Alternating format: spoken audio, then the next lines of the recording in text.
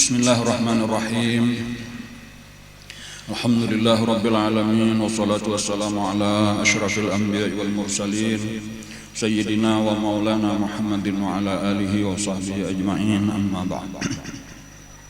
Alhamdulillah, puji dan syukur kita kembalikan kepada Allah Subhanahu wa taala. Sampai hari ini kita masih diberikan Allah taufik hidayah untuk bisa hadir di majelis kita, terutama dalam rangka kita berusaha mempelajari kisah Rasulullah SAW. Kita berusaha untuk lebih mengenal Rasulullah SAW supaya kita bisa lebih mencintai beliau, supaya kita bisa lebih sempurna mengikuti beliau.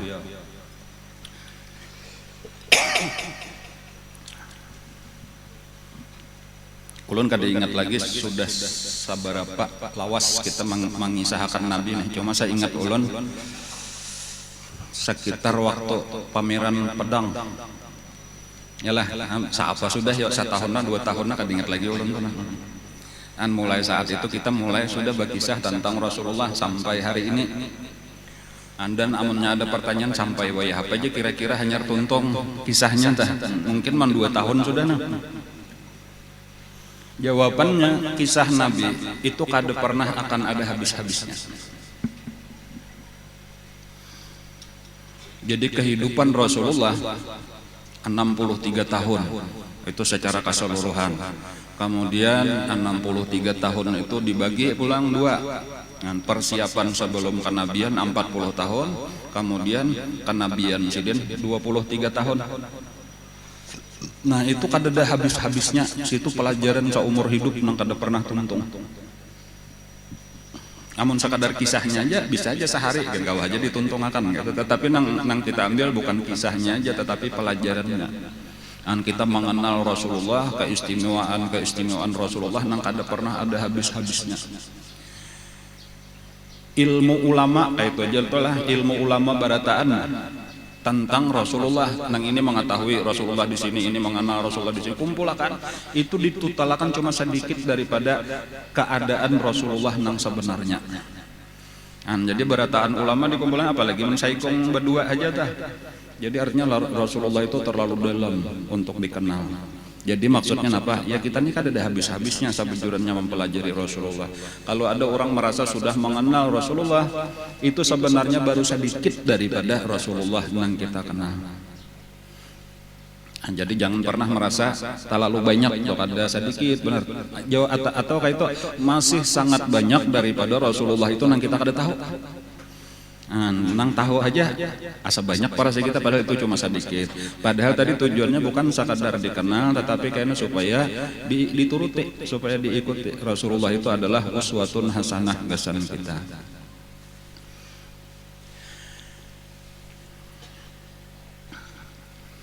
...23 tahun tadi dakwah Nabi kita mulai diangkat jadi Nabi sampai wafat. Lalu dibagi 2 pulang, 13 tahun di Mekah, 10 tahun di Madinah. Nah kita ini membicarakan tentang 10 tahun di Madinah ini saatnya wah ini. Tentang 10 tahun itu peristiwa-peristiwa besarnya tahun kedua, ya tahun pertama tadi hijrah, kemudian tahun kedua perang Badar, tahun ketiga perang Uhud, tahun keempat itu banyak peperangan lawan kabilah-kabilah atau suku-suku yang ada di sekeliling Madinah yang terus berusaha menyerang. Tetapi kebanyakan didahului oleh Nabi karena mereka menganggap karena provokasi daripada Quraisy bahwa orang Madinah kalah. Lalu dianggap lemah, lalu menyerang sekalinya kada kuat. Tahun kelima itu peristiwa besarnya adalah Perang Ahzab atau Perang Khandaq. Di tahun ke-6 itu adalah yang disebut dengan Ta'dibul Ahzab, yaitu Nabi memberi pelajaran lawan orang-orang yang pernah bergabung di Perang Ahzab untuk menyerang Madinah. Satu persatu diserang oleh Nabi untuk menunjukkan kekuatan Islam. Dan banyak itu, cuma mungkin sedikit aja sebagian yang kita kisahkan tuh karena terlalu banyak. Cuma pada dasarnya kurang lebih aja kisahnya, yaitu Nabi menyiapkan pasukan yang mulai sekitar 30-40 orang sampai yang terbanyak itu sekitar 700 orang itu untuk menyerang suku-suku yang pernah menyerang Madinah.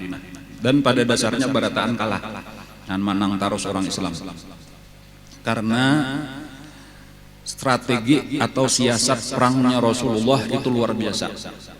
Jadi Rasulullah itu adalah orang yang ahli berperang. Padahal kada biasa sakulah tentara. Tetapi aturannya tentara belajar lawan Nabi.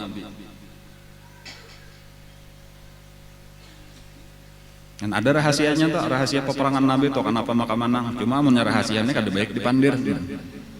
Karena orang tahu, belanya orang tahu kan kada jadi hebat lagi.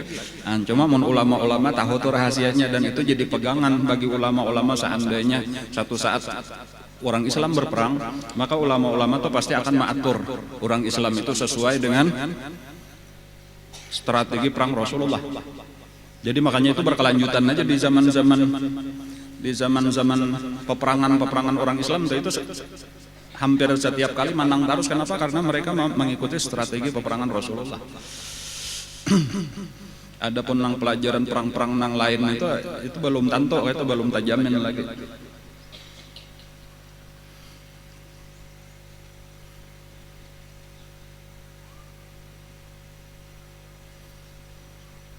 Nang paling sulit sabujurnya adalah cuma dibukakan aja kada jadi rahasia lagi ini karena ini bagus diketahui berataan sabuting. Nang paling sulit untuk dituruti oleh seluruh pasukan di dunia, tentara di dunia di dalam berperang rahasianya. Jadi ini dipadahkan kada usah jadi rahasia supaya diketahui tentara itu kada boleh maksiat. Nah ini nang paling sulit. Kalau strategi nang lain ya kurang lebih lah, walaupun itu luar biasa juga pengaruhnya. Cuma seharusnya nang paling penting diketahui selama ada saikung aja nang masih maksiat itu pertolongan Allah kada pernah diberikan. Jadi nang paling dijaga tadi adalah jangan, dan ini nang ngalih benar tentara mana nang tahan kada maksiat saikuikung.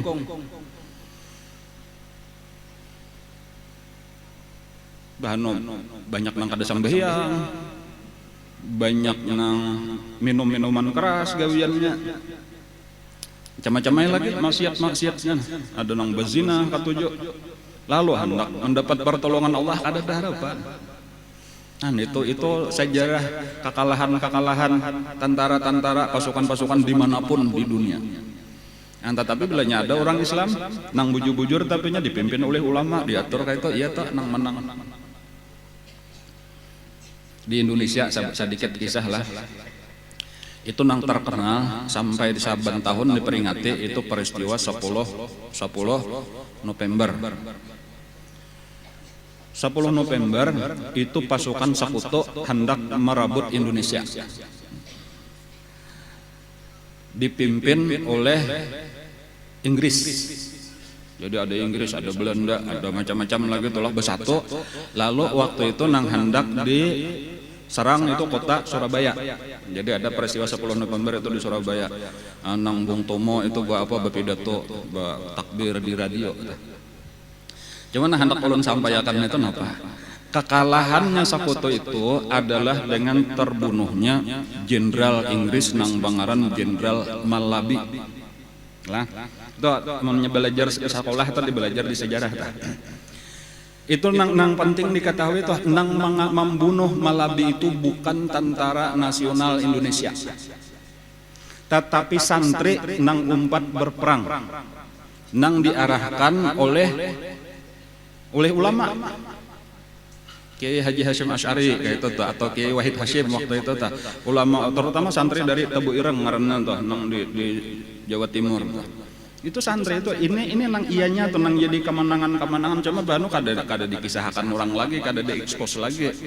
Supaya tahu pertolongan Allah itu diberikan kepada santri dan ulama-ulama nang di situ bersih daripada maksiat, bersih daripada pelanggaran hukum Allah, walaupun mereka kada pernah dapat tanda jasa jadi pahlawan macam-macam itu kada pernah.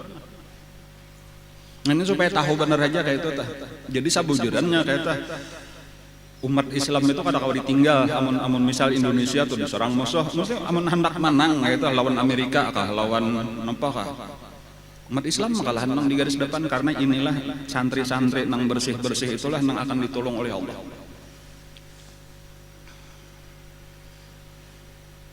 Amunnya santrinya umat Islam kada hendak umpatan sakit atau kayak di seluruh negara-negara nang lain di Irak hancur, di Afghanistan hancur, ya Allah Libya dan lain-lain lah.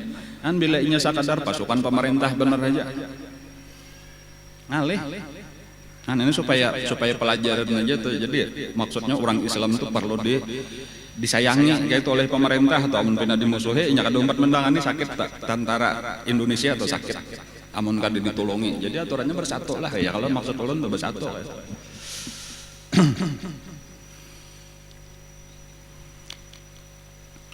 Di akhir tahun ke-6 Hijriah memasuki bulan Zulqa'dah sudah. Jadi Zulqa'dah itu bulan 11 ya Allah, itu Zulhijjah bulan 12, Muharram berarti tahun baru ulang atau tahun ke-7 sudah. Nah ini di bulan Zulqa'dah tahun ke-6 Hijriah sudah lah. Jadi parak habis sudah tahun ke-6.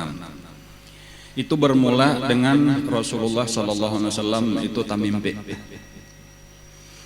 Cuma mimpi Nabi itu disebut ar-ru'ya as-shadiqah, mimpi nang benar. Mimpinya Nabi itu adalah sidin maniat, bahwa Nabi dan sahabat-sahabat itu melaksanakan umrah. Nah, jadi Nabi kita merasa tulakan ke Mekah, lalu tawaf, lalu sa'i, lalu bercukur.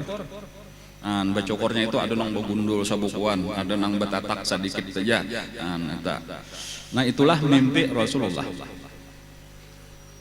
Dan dikisahkan oleh Nabi, aku malam tadi jalan Nabi tamimpi, kita berataan atau banyak kita nih tulakan ke Mekah, lalu kita melaksanakan umrah dan tenang, aman, ada denang ma'ur-aur ujar Nabi kayak gitu. Jadi bang, napa wahai Rasulullah ujar sahabat, nah rencana pian kita umrah tahun ini aja Nabi. Nah itu, padahal masa itu kan tahu aja kita nih masih masa peperangan lagi lawan kafir Quraisy. Hanyar aja perang Khandaq tadi 1 tahun aja hanyar. Yang cuma kayak itulah Nabi sudah memang perlu ada tindakan-tindakan terus kayak itu atau kadang-kadang kita bareng aja berdiam aja, jadi harus ada. Nah lalu dibawailah oleh Nabi, walaupun secara umum aja, walaupun Nabi hendak benar berbanyak, jakanya kawa kita nih makin banyak makin baik tulakan, karena ya memang dari satu sisi Quraisy itu kita masih statusnya berperang, belum ada gencatan senjata, belum ada perjanjian damai lagi kayak itu, atau itu satu. Tetapi yang kedua pulang Nabi dapat isyarat tadi bahwa Nabi melaksanakan umrah. Dan pulang nangaran umrah itu adalah hak seluruh masyarakat. Jadi kada boleh itu sudah, walaupun kada tertulis kayak itu, orang Quraisy itu kada boleh melarang siapapun nah hendak beribadah. Kan asal bujur-bujur hendak beribadah, termasuk orang Islam seharusnya tuh kada ada peraturan, kada ada undang-undang, baik di KUHP atau undang-undang apa kayak itu tuh. Orang Islam kada boleh umrah, kada ada, itu hak segala manusia, hak asasi manusia. Makanya tadi di dalam dua keadaan ini kita boleh berumrah, bahkan aku melihat di dalam mimpi kita sedang berumrah. Tetapi dari satu sisi pulang kita dalam keadaan lagi berperang dengan orang yang berkuasa menjaga Mekah, yaitu Quraisy. Tapi pulang dari satu sisi yang lain, aku ini bubuhan Quraisy juga, pulang kan kayak itu Nabi kita dah. Walhasil tulakanlah Nabi, dibawai oleh Nabi. Cuma yang pertama dahululah orang-orang nang di luar Madinah, suku-suku nang di luar Madinah itu banyak nang kada hakun umpat. Walaupun sudah dikalahkan oleh Nabi, sudah tunduk lawan Nabi, sudah mengadakan perjanjian. Cuma kebanyakan orang takutan umpat lawan Nabi. Karena bila hendak umrah itu tentunya syaratnya kada boleh membawa peralatan perang. Itu jadi lain benar orang tulak umrah lawan orang tulak perang itu balain. Pakaiannya balain, senjatanya balain. Ya kalau lah bahkan Nabi itu mulai di Bir Ali sudah ihram. Jadi kemungkinan amun kita umrah, kalau misalnya bubuhan Makkah berkhianat, dihadangnya lawan senjata, kita kan tak kawa melawan. Di situ nang banyak takutan. Jadi hampir kadada nang hakun 4. Padahal Nabi tadi mah handaki banyak, bilanya banyak kan mararan juga kita nih, aman lebih aman kita menyesat dikit sakahandak kurang. Nah itu pulang permasalahannya. Tapi nang seluruh suku-suku kadada nang hakunnya 4. Nah, lalu tinggal tamasuk bubuhan munafik Madinah sendiri kada hakun 4 juga. Jadi tinggal nang tulaknya cuma daripada muhajirin dan ansar. Nah, itu pun nang kebetulan sehat, kada ada uzur, kada ada masalah apa-apa. Nang lainnya banyak bertinggal. Jadi hampir tadi kada ada lagi nang 4. Maksudnya hampir itu ya mungkin adalah saikung berdua kayak itu kada banyak dah. Jadi nang tulak kesimpulannya pasukannya Rasulullah beserta muhajirin dan ansar. Jumlahnya sebanyak 1.400 di dalam satu riwayat yang kuat, yaitu jumlah keseluruhannya sekitar 1.400 orang daripada muhajirin dan ansar. Jadi cuma nang tokoh-tokoh Islam bujur-bujur bertahan 4. Jadi itu lengkap aja, ada Sayyidina Abu Bakar, Sayyidina Umar, Sayyidina Utsman, Sayyidina Ali dan lain-lain, itu menang tokoh-tokoh nang kuat-kuat iman nyata bertahan 4. Nang kado 4 tadi nang pertama bubuhan munafik Abdullah bin Ubay bin Salul kado 4. Dan banyak tak juga pengikut-pengikutnya tuh banyak. Anta masuk tadi napa pas suku-suku nang ada di sekeliling Madinah. Maka tulakanlah Nabi kita, berangkatlah sampai di mana tadi, sampai di Bir Ali. Nabi kita bermandak di situ, lalu berpakaian ihram, lalu berniatlah untuk berumrah. Dan Nabi membawa 70 ekor unta nang gasan dikurbanakan, gasan disembelih kayaknya di Makkah. Jadi itu ya unta gasan dikurbanakan lah. Dan unta nanggasan dikurbanakan itu al-hadyu ngarannya tuh, kalau bahasa Arabnya atau al-hadyu itu diciree. Nah, diciree sudah untanya tuh bacire, ada diandaki kalong, diandaki tanda, di jaka kita diandaki pita di bulunya supaya tahu orang ini bukan unta biasa, tetapi ini unta nanggasan dipersembahkan untuk korban kayaknya di Makkah sesudah melaksanakan haji atau umrah. Nah, Nabi membawa itu sekitar 70 hikung unta nanggasan dikurbanakan, karena gasan dibagi-bagi dagingnya kepada fakir miskin di Makkah. Nah, itu tanda tadi bahwa Nabi serius, dasar bujur hendak umrah benar aja, kadada hendak perang. Kita bukan untuk berperang, walaupun Nabi ada membawa beberapa, dan pasukan itu masing-masing ada membawa pedang yang sebagai napa ngarannya ya gasan persiapan benar aja untuk hati-hati menjaga diri. Itu pun dibungkus dan diandak di unta, kada digantung di awak. Nah, kayak itulah lalu Nabi berangkat. Jadi dari Madinah ke Bir Ali, lalu berangkatlah jalan biasa, jalan orang biasa menuju Mekah. Sambil betalbiyah sepanjang jalan. Cuman ngaran berita satu mat saja beritanya sudah sampai. Jadi Nabi hanyar saja di tengah jalan, berita sudah sampai ke Mekah, bahwa Rasulullah beserta pasukannya 1.400 orang sedang menuju ke Mekah. Nah, lalu nang di Mekah ini nang heboh, nang galuh benar. Napa ini musuh. Walhasil bubuhan tokoh-tokoh di Mekah itu sepakat mesti kita larang, kada boleh kita bariakan. Walaupun kena ada juga nang berucap ini kan hak orang, berataan orang bebas untuk berumrah, kenapa maka kita melarang? Ini lain pada biasa, ini musuh kita. Masing-masing lah kayak itu. Walhasil tadi ribut di Makkah. Dan tentunya aja nang menang namanya di antara pendapat itu tadi ya nang berkuasa, nang inilah nang sudah, maka disiapkanlah pasukan untuk menghadang supaya Rasulullah jangan sampai masuk ke Makkah. Dihadanglah di perbatasan, yaitu di perbatasan tanah haram, dijaga di situ. Nah, di tengah jalan itu mungkin kita ingat antara Makkah lawan Madinah itu perkampungan Khuza'ah. Nah, Khuza'ah itu lebih cenderung itu kepada Rasulullah, artinya inya pasukan Arab di tengah-tengah, cuma inya lebih senang bakawan lawan bubuhan Madinah. Nah, lebih senang bakawan lawan bubuhan Madinah, jadi ada hubungan baik lawan Rasulullah. Nah itu salah satu daripada tokoh daripada Khuza'ah, ngarannya Budail ibnu Warqa. Itu di tengah jalan menemui lawan Rasulullah, wahai Rasulullah, pian hendak ke mana? Kami jar Nabi hendak mengerjakan umrah ke Mekah. Kada hendak berperang lah, kada jar Nabi. Itu bang, kenapa maka di punggung unta bertahan ada pedang. Ini wahai Budail, ujar Nabi, persiapan benar aja kalau pina ada nang berkhianat lawan kami. Ada juga perlawanan, kada sakahandak orang lawan kami. Walaupun tanda kami kada berperang itu kada kami pasang di awak, bahkan nang kami pakai bukan pakaian perang tetapi kami berpakaian kain ihram. Jadi ujar Budail ini aku percaya. Padahal kan menjar Nabi, padahal kan lawan bubuhan Quraisy. Tolong izinakan kami masuk. Lalu datanglah Budail bedahulu daripada pasukan Nabi mendatangi Quraisy masuk ke Mekah. Dan nya saraba patuh, jadi inya orang tengah-tengah ini buan Khuza'ah nih lawan Nabi patuh di Madinah, lawan bubuhan Makkah pun patuh juga. Jadinya datanglah ditamuinya bubuhan nang di Makkah dikisahkannya. Tapi tetap aja keras orang Makkah, kada dipakai orang pandir daripada Budail ini kada didangarakan orang.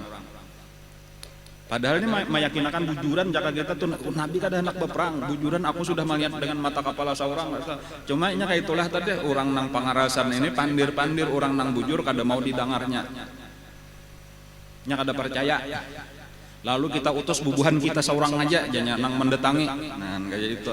Lalu diutusnya lah utusan daripada kafir Quraisy sendiri untuk langsung menemui Nabi di tengah jalan. Ngarannya Mukris ibnu Hafas ibnul Akhyaf. Nabi kita ketika berjalan di tengah jalan itu lalu melihat ada seseorang berkuda menuju ke arah Nabi. Nabi sudah tahu melihat dari jauh. Itu ujar Nabi ngarannya Mukris. Rajulun ghadir. Itu seseorang nang jahat. Seorang nang panipu, seorang pengeramput. Bahasa halusnya politikus. Kada baik lah yang padahal lah kada berataan pang politikus gitu tah. Kena tasinggung berataan. Dan memang kayak itulah tanda.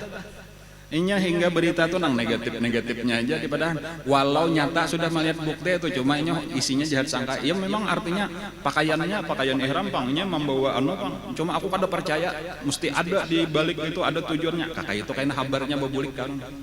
Dan makanya ketika nyebut apa Nabi sakadarnya aja benar kada aja Nabi sebagaimana lawan nang tadahulu tadi lawan Budail tadi kayak itu aja kami jar Nabi sakadar datang hendak melaksanakan ihram. Kami kada ada bermaksud apa-apa. Kami tuntung mbak ihram, tawaf bener aja sa'i mbak itu bercukur kami berikan. Kami hendak menyembelih 70 ekor unta ini karena dibagi fakir miskin. Kami kada ada urusan apa-apa. Nah, tetapi napa Budair ini tadi berita nang sampai kaminya kada sakadar kayak itu boleh jadi ada di balik ini maksud macam-macam tertentu. Ini boleh jadi ditunggangi oleh bubuhan hendak makar macam-macam gak kayak itu tah. Nang datang dari orang baik-baik ini kada dipercayanya, yang kada saksi ahli bubuhan inya. Ini nang dipegangnya walaupun imbas sudah nang ini tadi mamadahan cocok lawan kehendaknya ya inya sendiri tahu aja bahwa sama ini sabujurannya pengerampot kayak kami juga. Jadi walaupun mantap benar sudah nih boleh jadi hendak berperang itu mesti ada di balik itu maksud tertentu kayak itu tuh nang cocok lawan kehendaknya tapi inya sendiri tahu bahwa ini sakadar jahat sangka daripada inya nang kada pernah kawan dibuktikan. Bahkan lebih kuat tadi pendapat nang pertama daripada Budail tadi, daripada suku Khuza'ah ini. Karena ini orang apa adanya aja. Nah, lalu ada usul pulang daripada inyajuan. Jadi ini kebingungannya orang kafir, orang musyrik, orang munafik tuh kayak itu kada pernah kawa mengambil keputusan nang tepat. Padahal keputusan itu sederhana aja untuk memutuskan tuh kada usah lakon dibesar-besarkan. Nah, cuma inya karena inya hatinya kadap tadi tuh lalu permasalahan yang seharusnya biasa-biasa aja. Jika sudah apa salahnya, biarkanlah orang hendak umrah kan selesai aja. Jika kayak orang hendak napa ngarannya unjuk rasa damai kan ngarannya, sudah kada usah dianggap napa apa, lihatkan selesai aja sudah. Cuma macam-macam dipersulit, ngalih-ngalih, ada jahat sangka macam-macam, lalu jadi heboh. Itu perbandingan benar aja tah, supaya masih panas-panas saja lagi berita anak ini. Ulun mah nyatakan besar ujar guru bahari kan sejarah itu terus berulang aja terus. Jadi kita sebenarnya menyatakan bahari kayak itu juga. Anak ini kelakuan orang kafir, nih kelakuan orang munafik, nih kelakuan Rasulullah dengan sahabat-sahabat. Lalu kayak ini kita kawa, amunnya kita tahu sejarah, kita kawa di mana menempatkan diri kita. Amunnya kita kada tahu sejarah, kayaknya kita bingung para pina bujur ini asah nok umpat ini, pina bujur ini asah nok umpat ini. Nyaman mendengar pandirannya berataan pambujurnya orang salah. Tetapi apabila kita tahu sejarah Rasulullah, kita kada bingung lagi, nampak benar mesti nang ini nang bujur, nang ini nang salah.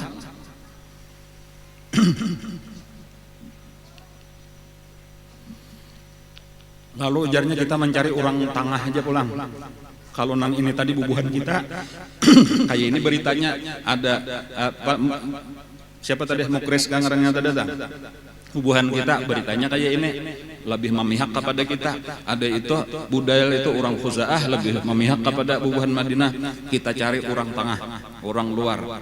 Ngarannya ada bubuhan Ahabis. Ahabis itu adalah persatuan daripada suku-suku nang di luar daripada Makkah lawan Madinah. Nang bahari mereka itu adalah pendukung orang Makkah juga, cuma di luar daripada itu. Nah lalu diminta kepala daripada Ahabis itu nang bangaran Hulais ibnu Alqamah. Jadi diminta, kami artinya ini sudah ada dua pendapat. Ada nang memadahkan bahwa Muhammad dan pasukannya itu bujuran datang ke sini sekadar hendak umrah kada berperang. Tetapi ada nang kedua, ini utusan nang kedua masih curiga bahwa mereka itu walau kelihatannya hendak umrah tetapi patut diwaspadai, ada kemungkinan mereka itu hendak kudeta, hendak makar. Walau mereka kada berpakaian perang, walau kada karena boleh jadi ditunggangi teroris-teroris pakai itu pang jahat sangka tadi tah.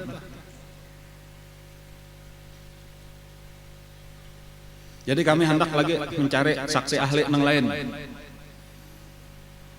Nah lalu ini dari orang netral diminta, pasukan independen ngarannya tadi siapa? Al-Hulais ibnu Alqamah, dari pasukan suku-suku nang di luar Makkah, di luar Madinah. Lalu berangkatlah Al-Hulais menemui Nabi kita nang sedang berada di tengah jalan. Dari jauh Nabi kita sudah melihat ada pulang datang. Sahabatnya masih bingung siapa itu, ada tahu, cuma tahu ada orang datang. Nabi mulai jauh sudah mau katakan, memadahkan, ujar Nabi, ini ngarannya Hulais ibnu Alqamah. Orang ini sangat membesarkan urusan ibadah. Inya sangat menghormati orang nang beribadah. Oleh karena itu ya Nabi lakasi seluruh unta-unta kita andak ke muka pasukan. Maju akan berataan. Kalau asalnya diandak di belakang, unta nang cagar di Sumbalih tadi, unta al-hadyu tadi, itu diandak ke muka. Supaya nang pertama dilihatnya ujar Nabi dari pasukan kita adalah unta-unta nang hendak dikorbankan. Inya sangat menghormati. Dan sangat menghormati urusan ibadah, urusan pengorbanan kepada Allah. Ini satu pelajaran dahulu lah daripada pemimpin sabujurannya. Pemimpin yang kayak Rasulullah itu luar biasa di antara keistimewaan sidin. Nabi kita itu pertama mengenal seluruh sahabat-sahabatnya. Maksudnya mengenal sahabat-sahabat itu tahu kelebihan-kelebihan kekurangan satu persatu daripada sahabat. Jadi karena jika memberi tugas ikam ini, itu Nabi kita tuh sudah tahu benar kualitas kemampuan sahabat-sahabat itu satu keistimewaan nang belum tentu. Pemimpin-pemimpin tuh kayak itu lawan anak buahnya nih, ini bidang apa, kelebihannya ini bidang apa, kadang-kadang salah menempatkan. Karena ini diangkat jadi sekalinya kada ahlinya, ini diangkat jadi sekalinya kada pas, ada pulang diubah pulang, ada kalau ngarannya, napa ya? Napa yang ngarannya nang mau ubah tah? Kabinet masih di apa ngarannya? Di resapel. Satahun 2 kali mari sapal. Tanda artinya nang tukang ulah bahapal. Amunnya orang ahli bujur-bujur, mah sudah ikam ahli bidang anu nih, ahli bidang anu di tugasakan aja bari tugas ini laksanakan selesai aja aturannya 5 tahun tuh kada perlu bari sapalan amunnya ahli. Kehebatan Nabi lebih daripada itu. Tetapi Nabi selain mengenal sahabat-sahabat, Nabi mengenal musuh dengan kemampuannya masing-masing. Nah, ini hebatnya pula. Amun kita lawan musuh ada tahu kisah musuh urang ada yang di kita tadi nang ampun saurang gen kada pinandu makinnya ampun urang. Ada Nabi hebatnya urang tuh musuh ya tuh tahu ini penipu nang ini kayak ini kelebihannya di sini ini kelebihannya di sini Nabi tahu. Jadi kawa menghadapi bila ini nang maju hadapi kayak ini caranya. Bandingannya pianlah sabujurana itu ada pelajaran becatur tah. Kan becatur tuh kita ada beisiannya walaupun nggak bisa becatur cuma tahu ini ngarnya kuda ini ngarannya mantre ini ter ini kita tahu ini fungsinya kayak ini fungsinya kayak ini sebagaimana kita mengenal pasukan kita pasukan musuh pun kita tahu juga ini mantrenya ini kasih ini bisa menyerang kayak ini kasih ini tahu kan modelnya kayak itu model persis kayak itu pemimpin kan kayak orang becatur jadi tahu musuhnya nah, cuma paling-paling nang kada tahu napa nang di kapala musuh kita benar aja lagi pemimpinnya nih napa strateginya itu aja amun tantarannya kita tahu. Nah jadi ketika Al-Hulais tadi datang mulai jauh-jauh Nabi sudah menyiapkan. Jadi Al-Hulais itu tadi sekali beparak, inya melihat bahwasanya di belakang itu Nabi dan pasukannya berataan berpakaian ihram sedang bertalbiyah, lalu melihat kuda-kudanya ini apa unta-unta tadi sudah diberi tanda-tanda berataan cagar hendak dikurbankan. Inya kada mendatangi lawan Nabi kada jadi bepandir, langsung bebulik. Nyetar kesan bujur-bujur ini orang hendak beribadat ini mesti nang mahalangi nang salah. Ini hak orang ini kan udah melanggar undang-undang apa-apa. Nganden nampak benar kelihatan aja dari pakaiannya kelihatan kada ada nang bersenjata apa-apa. Kada ada hendak karusuhan apa-apa. Orangnya ikhlas, jaka kaya anu tuh nang di bawahnya sajadah lawan tasbih. Kada sarana dihadapi lawan tank meriam, gas air mata macam-macam lah. Itu berlebih-lebihan menghadapi orang Islam kayak itu dah.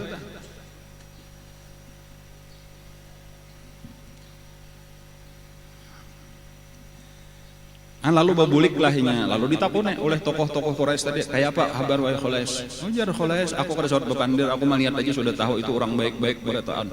Sarik benar lawan Al-Khulais sana, dasar artinya orang Bedawi kada tahu bahasa. Nah, mendengar kayak itu, disariki dihinakan ikamnya dasar kada tahu rugi, kami mengirim ikam kayak itu anehnya tah. Sarik nang ina. Ujar Khulais ikam ini tadi mau utus aku sekali aku sudah memadahkan hasilnya ikam malah menyenangkan kalau ikam nah sekarang ini ultimatum ini ancaman daripada aku kalau sampai menyerang bubuhan itu kalau saya sampai ada nang disakiti maka aku akan menggerakkan seluruh Ahabis artinya seluruh orang-orang Arab nang di luar Mekah akan menyerang bubuhan ikam nah takajut pulang takutan benar pulang nah sekalinya nah kayak itulah inya bilanya luput nih kada mau kana nyalah hendak melawani orang nang bujur ini Allah Ta'ala di belakangnya jadi amnya orang bujur itu jangan pernah dilalawani baik umpat aja baik seorang bergabung dengan segala macam cara malah menambah supan benar aja makin memberi supan mengalahkan seorang benar aja cumanya kadang-kadang kada bakal benar aja tuh kada tahu supan kada mengerti hanya hati tertutup sudah. Jadi belaluan ketakutan aja pulang nih cagar orang-orang nang bubuhan pasukan nang saling banyakan ini hendak menyerang juga. Jadi tanang-tanang dahulu kami ini jangan langsung kayak itu jangan sarik kan terpaksa membisai pulang. Bingung terus nih. Nah sementara itu Nabi kita sudah semakin parak aja lawan perbatasan tanah haram. Nah, Nabi terus saja berjalan nang heboh tadi nang di situ nang di Mekah. Ketika Nabi sudah mendengar bermacam-macam nang kakak ini tadi artinya utusan-utusan ini rata-rata tadi menghendaki supaya Nabi jangan sampai ke Mekah sementara Nabi sudah kuat hati Nabi kita mesti terus. Lalu Nabi ketika bemandak di tengah jalan istirahat Nabi berucap betakun lawan seluruh sahabat ujar Nabi adalah nang tahu jalan masuk ke Mekah masuk ke tanah haram bukan jalan biasa nang ini. Aku kada mahendaki kita bertamuan lawan orang Quraisy pasukannya nang sedang mahadang di jalan. Jadinya dihadangnya di perbatasan jangan pintu gerbang tanah haram toh. Kan pintu gerbang tanah haram toh kalau kita datang di Madinah biasanya kita masuk itu melewati Tan'im. Kan sekitar situ masuknya jalan utama toh.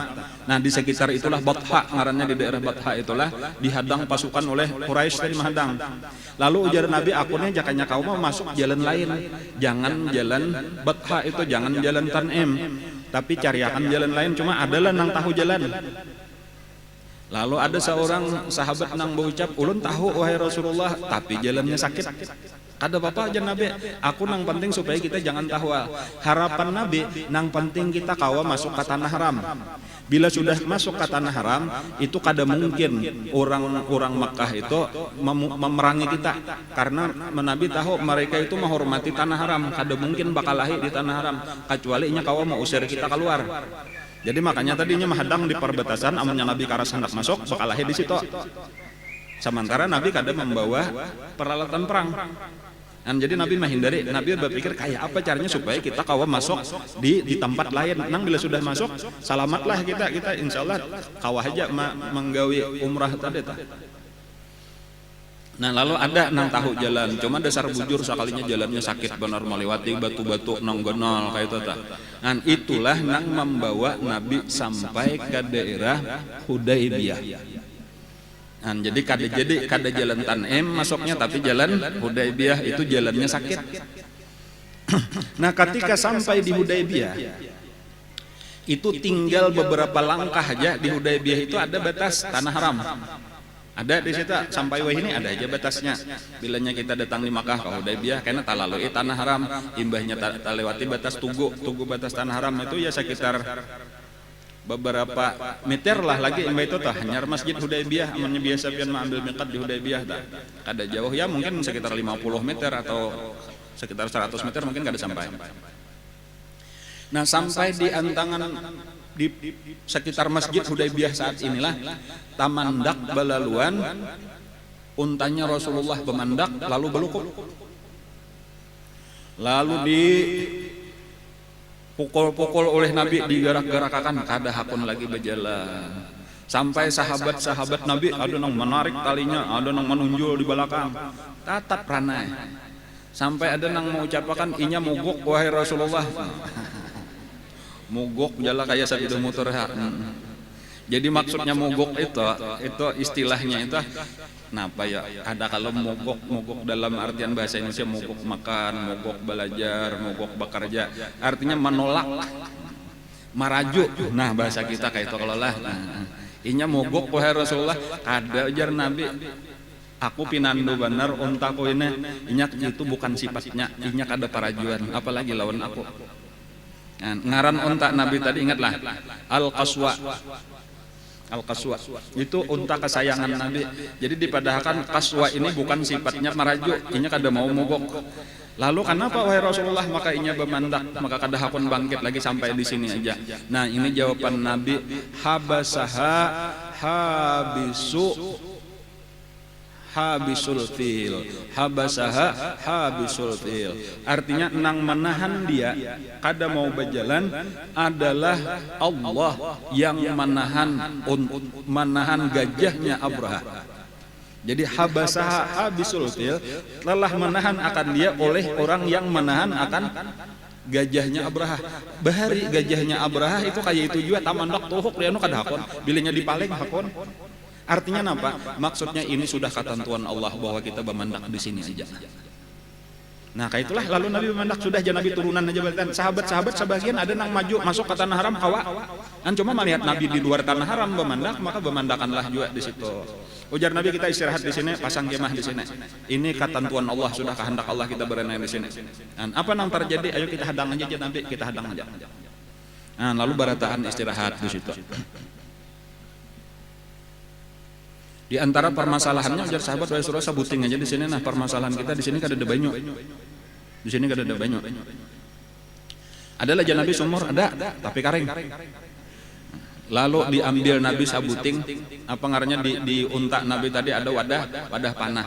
Diambil Nabi wadah panah, diambil Nabi sabilah panah, di jurung Nabi, nah ujar Nabi, cucokakan di tengah-tengah sumur. Jadi ada salah seorang sahabat nang bercabur ke dalam sumur, kada dalam bener bang sumurnya ya nang 1 meter 2 meter lah. Lalu dicucukakannya panah Nabi tadi langsung menyambur banyak keluar dari dalam sumur itu, dan itu cukup untuk makan, mandi dan seterusnya selama di situ tadi seluruh sahabat nang jumlahnya sekitar 1.400 orang.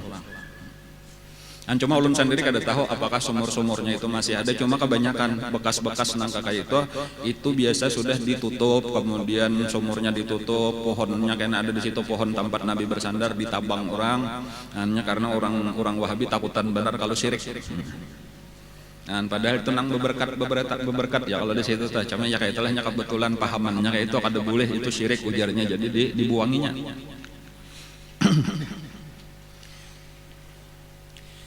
Sementara di Mekah bingung juga ini, kenapa Nabi Mekah kada datang tahu-tahu sudah ada di Subalah, di Hudaybiyah sudah, bingung pulang, tapaksa ini bukahan pulang ke Subalah. Lalu mereka sesudah 3 kalau tadi telah pertama Budail, kemudian yang kedua Mukris, kemudian yang ketiga Al-Hulais, ini kada dapat kesimpulan apa-apa aja lagi, malah makin kacau aja permasalahan. Lalu akhirnya mereka mencari tokoh yang paling berpengaruh. Kita artinya kada usah lagi napa nang bawahan nang kita kirim nang paharapnya aja sama sekali. Nah, siapa di saat itu tokoh nang paling berpengaruh, nang paling diakui? Sebenarnya bukan orang Mekah, tetapi orang Taif. Jadi ada raja lah jatano kedudukannya tuh setingkat raja di Taif, ngarannya adalah Urwah bin Mas'ud As-Saqafi dari Bani Saqif Badiam di Taif. Jadi ini nang perlu juga diingat kembali lah sejarah dahulu.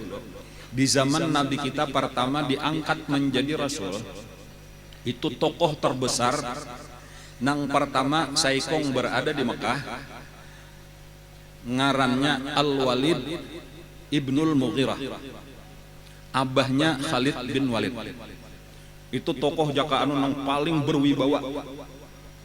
Memang itu kurang lebih lawan di zaman itu. Di zaman itu masih ada Abu Talib. Abu Talib itu lebih disegani daripada Al-Walid, tetapi dari sisi lain pengaruhnya, wibawanya sampai ke luar negeri itu Al-Walid Ibnul Mughirah lebih besar. Jadi walaupun Abu Talib itu menguasai Ka'bah, mengatur haji dan sebagainya, tetapi kalau urusan terkenal di luar negeri, artinya orang lain itu nang mengetahui Al-Walid Ibnul Mughirah. Karena kelebihan Al-Walid Ibnul Mughirah itu pertama orangnya pintar, ahli syairnya kayak itu bilangnya pintar pasti ahli syair. Kemudian sugih, kemudian pemurah. Artinya itu nang sifat-sifat nang menonjol. Adapun Abu Talib itu paman Nabi, itu sekadar kemampuan untuk mengatur Ka'bah benar aja, anu banyu Zamzam, anu kiswah, urusan itu memberi minum gesan orang haji. Cuma wibawanya keluar itu kurang besar. Jadi makanya nang diakui sebagai pemimpin nang berpengaruh luas itu pertama Al-Walid Ibnul Mughirah, itu baandak di Mekah. Kemudian nang kedua Urwah Ibnu Mas'ud As-Saqafi, tokoh nang berada di Taif. Nang dua ini hubungannya bukan hanya sekadar di seluruh jazirah Arab, tetapi sampai ke luar negeri. Itu biasa kalau berhubungan lawan Kaisar Romawi, kalau berhubungan lawan Kisra Persia, raja-raja di Afrika, nang berdua ini dikenal orang. Dan Al-Khalid Al-Walid Ibnul Mughirah itu meninggal sebelum perang Badar. Jadi ketika Nabi kita hijrah, pada sawat lawas di tahun pertama hijrah sudah meninggal. Jadi berarti nang tinggal tokoh nang besar itu adalah Urwah bin Mas'ud. Jadi ini jangan lupa harapnya lebih wibawanya, lebih dikenal di dunia pada saat itu, lebih dikenal daripada kepala suku Quraisy saat itu, yaitu Abu Sufyan Ibnul Harb. Abu Sufyan Ibnul Harb ini siapa? Minantu oleh Al-Walid. Al-Khalid ya, Al-Walid Ibnul Mughirah. Kan bininya Hindun Ibnul bintul Walid. Berdua beading lawan Khalid bin Walid. Nang memakan hati Sayyidina Hamzah. Bakulah aja juga lawan Abu Jahal. Abu Jahal tuh keponakan juga daripada Al-Walid ibnul Mughirah. Karena ini berdua banding lawan Hisham. Ini kan Amr ibnu Hisham ngaranna tah. Ini paham lapian lah susunan becoor dengarnya mencourakan. Ada di dalam Al-Qur'an itu dicatat, diabadiakan oleh Allah Subhanahu wa taala perkataan tokoh-tokoh Quraisy. Lau unzila hadzal Qur'an ala rajulin minal qaryataini azim. Seandainya Al-Qur'an ini diturunkan kepada salah satu daripada laki-laki yang ada di Mekah ataupun di Taif yang besar ini. Jadi artinya jakanya Quran itu diturunkan kepada Al-Walid ibnul Mughirah atau Urwah bin Mas'ud, kami kada berpikir lagi untuk beriman. Karena mereka ini nang pantas untuk menjadi nabi. Karena mereka inilah orang nang besar nang kami kenal. Sementara nang dapat ini nang ngaran Muhammad bin Abdullah sallallahu alaihi wasallam ini bukan orang terkenal, ini orang biasa aja. Memang terkenal sebagai orang baik, tetapi kada pernah umpat di dalam percaturan politik. Dan sehingga untuk mengikuti ura-uran yang sudah talanjur baisian pangkat jabatan ngalih benar umpat. Makanya nang kawa umpat ini orang-orang kampung aja. Nang baisian jabatan gengse umpat duduk. Karena menurutnya kehebatan itu di pangkat. Bilanya di sini ada bintang 1, bintang 2 hanya hebat. Walau ini secara mengakui bahwa ini orang keturunannya hebat-hebat, ini orang istimewa, mulai datunya sudah Nabi Ismail kayak itu tak. Orangnya dikenal sebagai As-Sadiqul Amin mengakui, tetapi itu mereka kada merasa puas, namun kada pernah menduduki jabatan-jabatan kepala suku. Jaka kita jadi pernah jadi menteri, pernah jadi ini atau titel anunya berapa profesor, doktor, napa apa tambahannya tah. Pernah jadi rektor, pernah jadi ini hanyarnya besar bilanya kada itunya kada hakun 4 mengaji. Dan itu sampai nang tak ucap tadi lau unzilah hadzal Qur'an ala rajulin minal qaryataini azim. Nah maka inilah nang tak tinggal pada zaman pada masa itu cuma Urwah bin Mas'ud As-Saqafi. Nah Urwah inilah nang akhirnya diminta oleh tokoh-tokoh Quraisy untuk mendatangi Nabi untuk mengadakan pembicaraan lah lawan Nabi. Kayak apa caranya? Keinginan orang Quraisy sebuting aja sebutnya jangan berumrah. Kami keberatan kalau berumrah. Hendak mereka tuh sebuting itu aja kayak apa supaya jangan berumrah. Tapi di sisi yang lain mereka supan juga pulang, amunnya melarang orang padahal ini hak asasi orang. Nah jadi ini nang jadi dilemanya ngaranna tah. Jakanya kawa paraya demo. Sementara demo itu hak asasi mereka pulang kan ngalih bener nah. Ngaran salah tadi bang. Padahal banyak hak orang liatakan ya kalau cuma nya ketakutanan kalau. Ini jaka wayah ini, jaka zaman ini tuh kurang lebihnya kayak itu. Lalu diutuslah yang paling hebat sudah nih kepalanya sama sekali. Urwah aja sebelum tulak mendatangi Nabi nih bepandir lawan tokoh-tokoh nang meminta lawan sidin tadi. Artinya ikam ini percaya lawan aku lah jadi kami percaya jakanya kada percaya kadinya kami minta pangpian tulak kasih tahu. Aku nih ujar Urwah terus terang aja melihat di kami bertiga sudah nang memandiri nah berataan kada dan kam pakai. Jadi aku takutan kalau kayaknya pembicaraanku ini malah kada ikam pakai pulang. Kada jawabannya ini nang terakhir sudah. Nang 3 tuh kada kita pandang lagi. Nah walhasil tulaklah Urwah ibnu Mas'ud.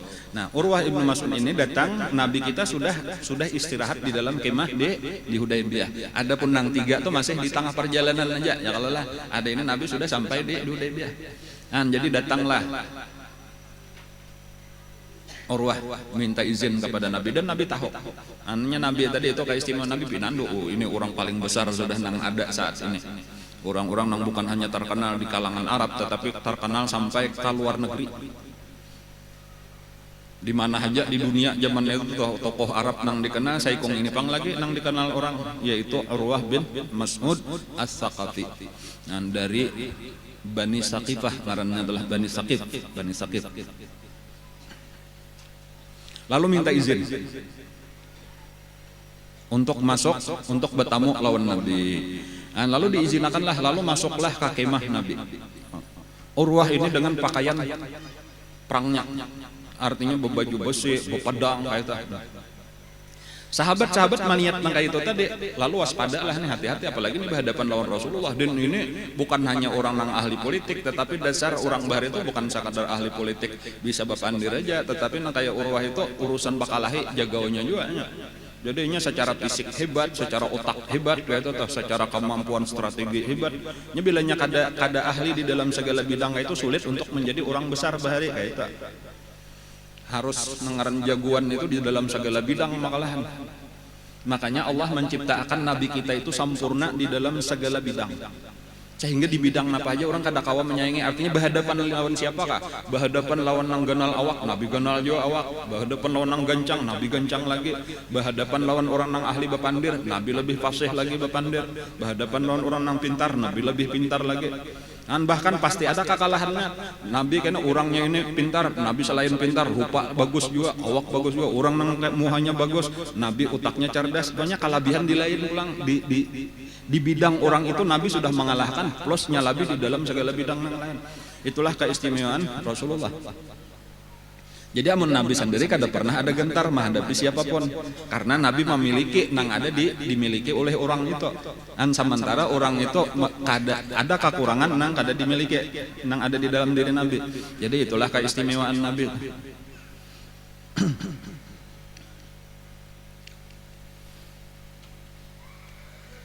Lalu Urwah sudah minta izin tadi, lalu diizinkan Nabi duduk di hadapan Nabi. Lalu di saat itu sahabat-sahabat itu langsung menggarumbungi aja, memaraki aja lawan Nabi. Takutan kalau pina macam-macam Urwah ini. Mereka menyayangi lawan Nabi, memelihara bilanya hendak macam-macam. Awas artinya tuh di dalam hati aja Bang. Cuma Urwah tahu juga nih menang diparaki sahabat-sahabat bergerumbung di belakang Nabi ini kada kawa macam-macam seorang. Cumanya nangaran tokoh tadi nya kada mau kalah apa aja kita tak kada mau kalah mental lah kayak itu tuh, nya tetap aja jangan keberaniannya walau seorangan. Nabi beserta sahabat-sahabat nang banyak di kemah Nabi itu aja hibak, apalagi di luar kemah kan jumlahnya 1.400 orang. Nya seorangan aja. Anda nya kada ada menampakkan ketakutan, bahkan dengan berani menyampaikan kata-kata wahai Muhammad. Modelnya kayak itu. Ikam ini datang dengan membawa kekawanan ikam ini, ketahuilah aku seakan-akan kalau ikam wani masuk, aku sudah berani menjamin ikam kada selamat. Termasuk kekawanan ikam ini kada ada kawannya membela, barataan akan bukahan. Karena di situ di kota Mekah ini pasukan Quraisy sudah aku siap, mereka itu kada ada keinginan untuk menerima ikam, mereka siap mati untuk menolak. Maancam kayak itu aja langsungnya kayak inilah ini ngarannya apa? Diplomasi itu saling menekan. Nabi tenang-tenang aja, Nabi tenang aja, ini orang sekadar memberi ancaman bener aja, orang hendak menakut-nakuti ngaranana. Cuma Nabi tenang-tenang aja, nang kada tenang malah sahabat Nabi nang biasanya paling tenang, yaitu Sayyiduna Abu Bakar Siddiq radhiyallahu anhu. Ini nang sarik bolaluan, ikam mengira kami meninggalkan Nabi kah? Ketahuilah kami siap mati. Kayak itu aja. Tenang wahai Abu Bakar, jar Nabi tenang aja ikam. Ini biasalah pandir orang politik kayak inilah model memanas-manasi hendak memancing-mancing supaya kita terpancing. Tenang aja, kita kada perlu takutan, sudah berdiam aja.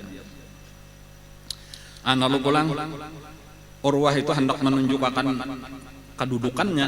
Nya kalau orang-orang tinggi itu bepandir lawan nang sejajar atau lawan nang di bawah itu biasa. Ini budaya Arab, biasa aja sambil memusut janggut kawan, janggut nang dipandiri. Kada nang janggut saurang kada. Itu orang Arab tuh biasa, bilanya bepandir tuh bila memusut-musut janggut tuh biasa aja, itu menunjukkan artinya kita menganggap kawan biasa kayak itu, atau minimal di bawah aku. Inya nang kadawani lawan orang nang lebih tinggi daripada inya. Jadi Urwah itu hendak menunjukkan bahwa inya lawan Nabi minimal sejajar aja kita, ikam tokoh di Madinah, apa tokoh di Mekah. Jadi lalu bepandir hendak menyurung tangan. Nah babaya hendak menyurung tangan itu langsung ada pedang nang menahan. Umdud yadaka, tarik tangan ikam daripada muka Rasulullah. Sekalinya ada orang di belakang, muhanya betukup, tinggal matanya aja kelihatan. Langsung anukan pedang menghalangi tangan Urwah nang hendak menjapai janggut Nabi. Nabi rana aja, seandainya dijapai pun Nabi kada sarik juga. Sudah tahu budaya orang Arab kayak itulah sudah tak. Dan Nabi kada pernah merasa tinggi pada orang. Nabi biasa aja paribasnya kakanakan mungkin menjapai janggut sidin kada dihirani sidin. Orang tawadu. Tetapi karena secara adab bener aja kita tahu pandangan kita orang ini kada ada nilainya, orang kafir, orang musyrik kada ada nilainya, kada berhak untuk menjapai janggut Nabi. Sahabat nang kaya Abu Bakar Siddiq aja kada wani menjapai janggut Nabi. Tetapi Nabi lain pulang panan ini orang besar, ini orang kan secara dunianya, secara zahirnya Nabi menghormati. Cuma nang di belakang Nabi ini tadi nang kada tahan. Langsung ada pedang ditahani, tahan tangan nikam, jangan wani-wani menjapai janggut Nabi. Takutan juga sekalinya Urwah melihat nangka ini nekat benar lalu menarik ujar Urwah siapa ikam nya kada matanya aja Bang. Lalu Nabi tersenyum ujar Nabi kada pinandokah ikam itu kamanakan ikam juga. Jadi ada sekalinya kamanakannya seorang nang sudah masuk Islam kada pinandok. Lalu akhirnya tiba-tiba aja sebelum selesai pembicaraan Sayyidina Bilal memberitahu lawan Rasulullah, wahai Rasulullah, ujar Bilal, sekarang sudah masuk waktu zuhur, apa pian hendak melanjutkan perbincangan lawan Urwah nikah atau kita istirahat sembahyang zuhur? Ujar Nabi, kita sembahyang. Itu pelajaran juga pulang lawan Nabi, bila sampai waktu sembahyang rapat kau aja ditunda. Jangan sembahyangnya nang ditunda, kayak tetap pelajarannya. Jadi ujar Nabi pulang kan Nabi beadab juga pulang lawan Urwah, wahai Urwah, artinya aku minta izin dahulu, kami hendak sembahyang karena ini tugas kewajiban kami lawan Allah. Hadangi aja ikam di sini. Amun ikam masih perlu bepandir, hadangi kayaknya kita sambung pembicaraan. Siap ujar Urwah. Aya ada Bapak. Disitulah nang Urwah memperhatikan aja lagi terpaksa. Tadi ada hanya raja peristiwa tadilah waktu masih Obama ada bertamu lawan raja Saudi nang hanyar yang namanya Salman. Jadi Obama lawan nang bini, lalu bertamu dengan Raja Salman itu dengan para menteri. Sampai waktu sembahyang itu Raja Salman rupanya belajar lawan kisah ini tadi. Raja Makkah minta izin lawan Obama untuk melaksanakan sembahyang. Ini maaf, masuk waktu sudah, aku hendak sembahyang. Terpaksa kalau Obama mengizinkan. Lalu berdiri sekalinya napa? Seluruh menteri-menteri yang hadir berdiri juga mengiringi. Tak tinggal Obama berdua laki bini aja. Paling apa hadangan orang sembahyang. Tiwas kada sembahyang. Hanya raja peristiwanya tah kisah Obama ditinggalkan oleh Raja Salman saurangan di ruang pertemuan.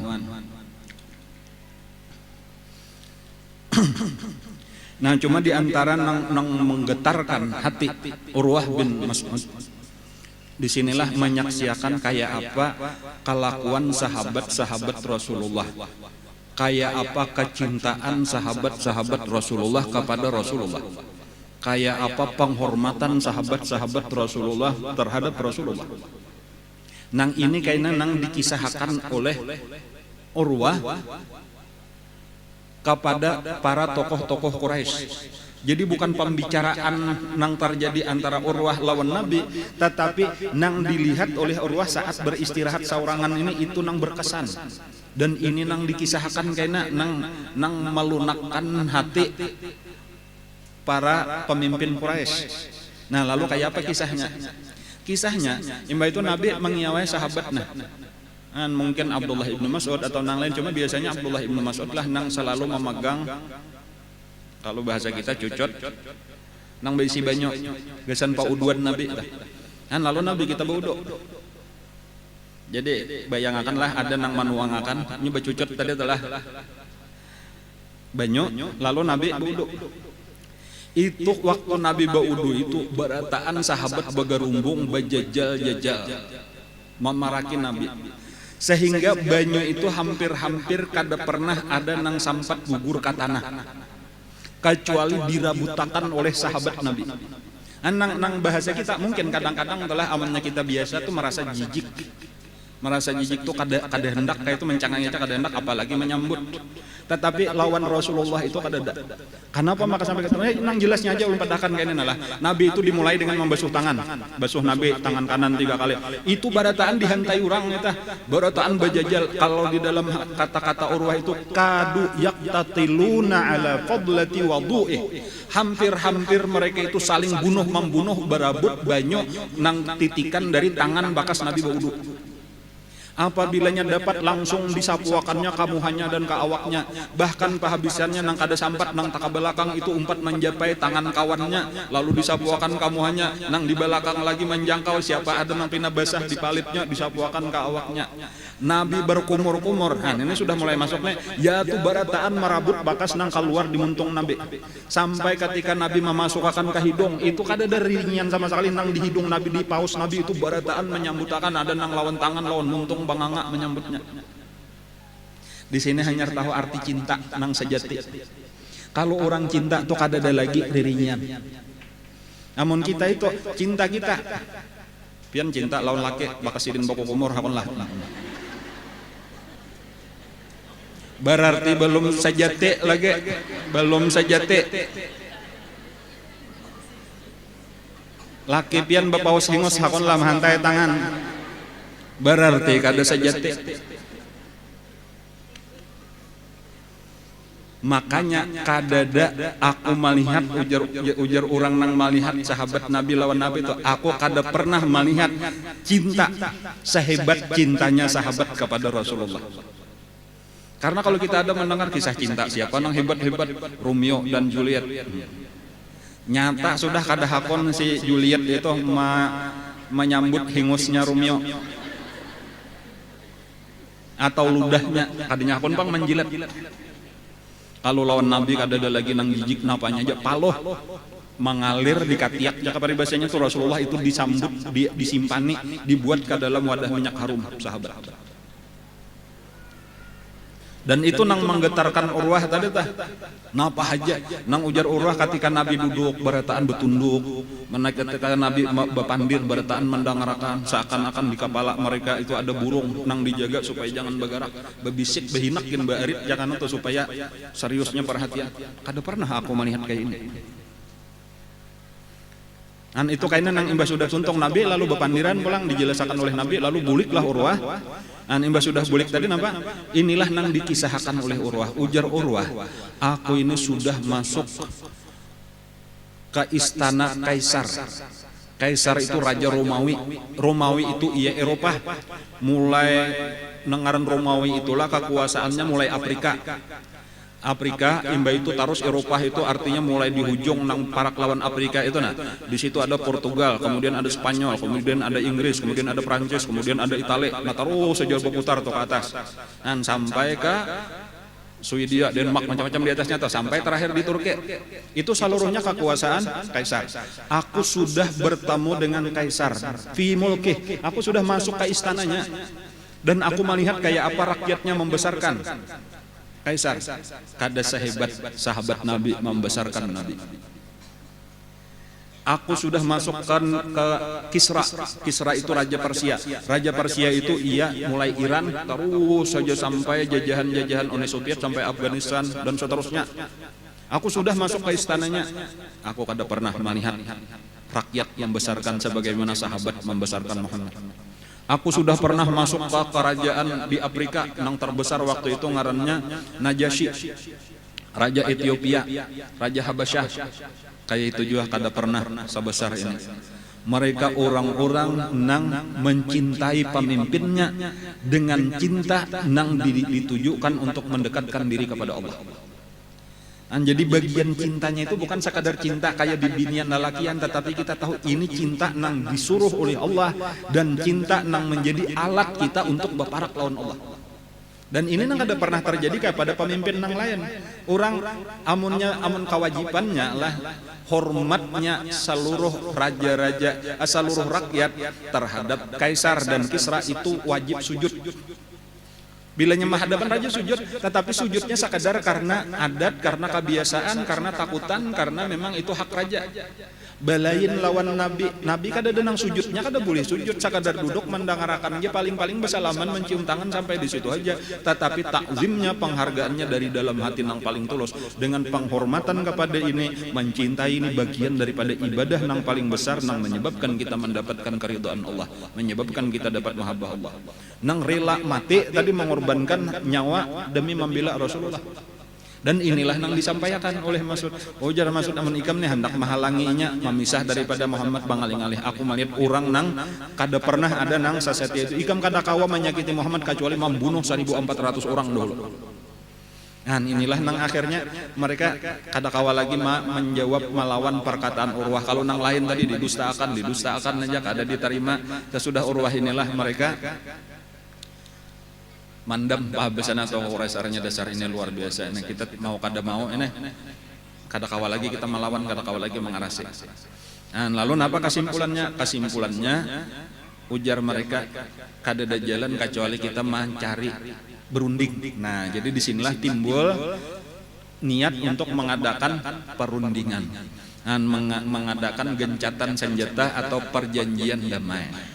Nah inilah karena nang terjadi nang disebut dengan sulhul Hudaybiyah, artinya perjanjian Hudaybiyah. Nah, lalu diutuslah orang nang ahli apa ngarannya, ahli ulang urusan perjanjian damai. Ngarannya Suhail bin Amr. Nah, tetapi di salah-salah itu Nabi kita, ujar Nabi, ada satu masalah ini lagi kita nih nang belum tuntas. Karena sebenarnya tokoh Quraisy saat ini cuma entah kenapa nih kada mau tampil-tampil dan malah mau utus nang lain. Ngarannya Abu Sufyan. Kan kalau tokoh Quraisy sendiri itu Abu Sufyan bin Harb, lagi nang tersisa nih nang lain banyak matian sudah, generasi nang Abu Jahal dan lain-lain habisan sudah. Ini tokoh nang kedua aja lagi. Abu Sufyan. Sementara Abu Sufyannya kada ada kelihatan, malah mau utus nang lain. Ujar Nabi, aku hendak nana seseorang menghubungi Abu Sufyan. Siapa nang hakun menjadi utusanku ke Mekah? Berataan sunyi asa gayar jom saurangan pulang masuk ke Mekah nih. Tahu musuh bang Mekah nih, orangnya nang sudah nekat kayak itu. Lalu Nabi melihat yang paling hebat di antara sahabat Nabi, wahai Umar ya Nabi, ikam hakunah kau utus ke Mekah. Ujar Sayyidina Umar, rasanya ulun ini kada pantas wahai Rasulullah, ulun ini terus terang aja rasa takutan juga. Sampai Sayyidina Umar takutan sadang kala tah. Saurangan karena ulun ini bermasalah bujur, orang Mekah tahu ulun ini paling menantang lawannya, jadi amun harapan dibunuh orang saling banyakan ulun, maka mencaurangan ulun kada kawa jo melawan. Ulun ada usul nang lain, orang nang lebih dihormati oleh orang Mekah. Siapa ujar Nabi? Utsman bin Affan. Nah, alasannya karena Utsman bin Affan ini satu suku lawan Abu Sufyan bin Harb, sama-sama dari Bani Umayyah karena. Dan inilah dan termasuk orang yang kada bermasalah. Jadi Sayyidina Utsman ini termasuk orang yang ya kenapa ya? Kada tapi banyak pandir, sidin banyak urusan sidin saurang kayak itu teh. Jadi balain lawan Sayyidina Ali, balain lawan Sayyidina Umar kayak teh nang katujuh kontroversi, katujuh menantang, katujuh mahwal lawan orang ada ini banyak ada umpatan orang. Dan karena sidin pengusaha, gawian sidin becari orang sugih, dan katujuh bersedekah itu aja kalau bakal lahir kada tapi katujuh. Dan walaupun di dalam peperangan umpat juga bahkan jarang-jarang umpat banyak ditinggal oleh Nabi sendiri, disuruh Nabi menjaga kota Madinah kayak tata. Dan jarang-jarang Sayyidina Utsman ini umpat, dia paling umpat tadi umpat di belakang bener aja juga. Karena bidangnya lain. Jadi makanya kalau sebahagian ulama lah mentafsirkan ayat yang berbunyi asyidda'u 'alal kuffar itu tafsirnya Sayyidina Umar. Ruhama ubainahum itu Sayyidina Utsman. Artinya kapalanya kayak itu kapala nang asyidda alal kufar, orang Islam itu keras terhadap orang kafir, itu contohnya kapalanya Sayyidina Umar ibnu Affan. Adapun ruhama ubainahum kasih sayang sesama mereka itu kapalanya adalah Utsman bin Affan. Ada nang tadi Umar ibnu Khattab. Dan kayak ini, walaupun berataan sama aja juga Sayyidina Utsman kasih sayang juga sesama orang Islam Sayyidina Utsman keras juga terhadap orang kafir, cuma lebih menonjol di sini. Nah ini pulang pelajarannya karena ulama-ulama pun kayak itu. Jadi ada ulama nang pina banyak mengurusi orang kafir dimusuhinya, nahi mungkar nang menonjol. Nah tetapi ada nang lebih menonjol napa amar ma'rufnya, lebih banyak lawan orang Islamnya. Maksudnya kedua-duanya ini jalan seimbang, masing-masing berbagi. Jakano ikam bagian ini, aku bagian ini. Ayolah kita sama-sama, bukan saling menghujat, bukan saling menyalahkan, bukan saling membanggakan diri. Misal nang berperang ini nah, lawan orang nang ini. Ikam ini kada umpatan berjuang kami uyuhnya.